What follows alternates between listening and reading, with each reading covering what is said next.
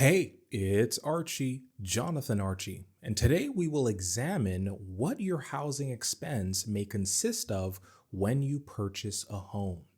Now, there's a common acronym that is used, which is called PITI, but in the end, I'll also add an M. P stands for principal, and this is the amount that goes directly towards the amount that was originally borrowed. However, it may take many years before you start to see a reduction in the total principal, as most of your payments will go directly towards the I, which is interest. And this is the cost for borrowing money to purchase the home.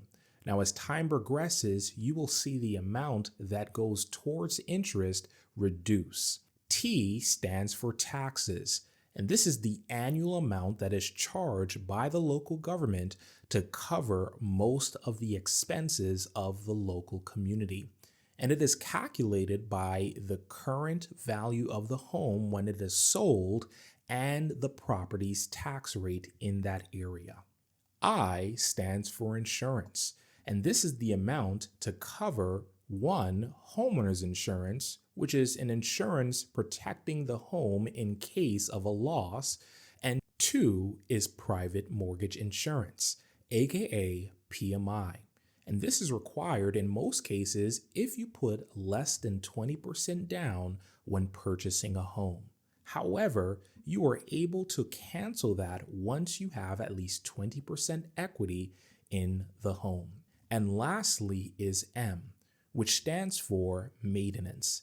And this covers everything from upkeep, improvements, and all of the additional costs that may arise after you own that home.